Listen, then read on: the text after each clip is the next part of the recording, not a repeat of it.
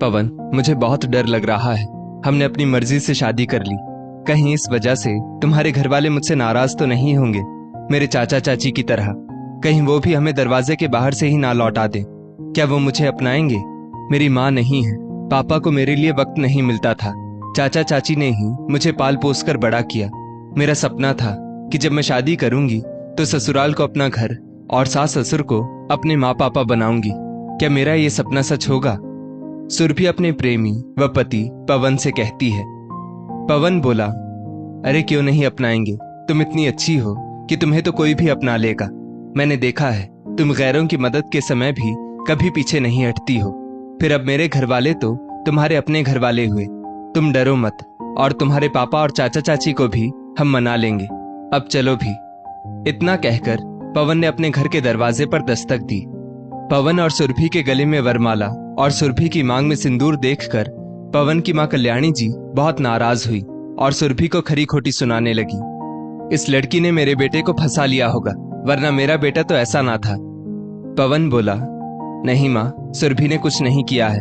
वो तो मैं इसके पीछे कई साल से पड़ा था, तब जाकर इसने हाँ की, और मेरी मर्जी से ही ये शादी हुई है। कल्याणी जी के पति ने उन्हें बहुत समझाया कि अब बेटे ने शादी कर ही ली है तो क्या कर सकती हो, खुशी खुशी बहू का गृह प्रवेश करो, वरना कहीं बेटा नाराज हो गया तो ऐसा ना हो कि घर छोड़कर चला जाए। आखिरकार कल्याणी जी को सुरभि को अपनाना ही पड़ा। धीरे धीरे वक्त बीतने लगा। सुरभि ससुराल को अपना घर समझने लगी और दिल से सबके लिए सब करने लगी। पर कल्याणी जी और उनकी बेटी बबीता के मन में सुरभि के लिए शायद वो जगह नहीं बन पाई थी। इसीलिए जब भी वो लोग कुछ गलत कहते, सुरभि पलटकर जवाब नहीं देती थी। पर वो लोग इस बात को अब सुरभि की कमजोरी समझने लगे थे। बबीता आए दिन अपने परिवार के साथ मायके में वक्त बिताती थी। एक रोज सुरभि सबके लिए चाय और बच्चों के लिए दूध ला रही थी। तभी अचानक बबीता का बेटा चिंटू दौड़कर आ रहा था और सुरभि से टकरा गया। मामी, आप क्या अंधी हैं जो मैं आपको दिखाई नहीं दिया? सारा दूध मेरे ऊपर गिरा दिया।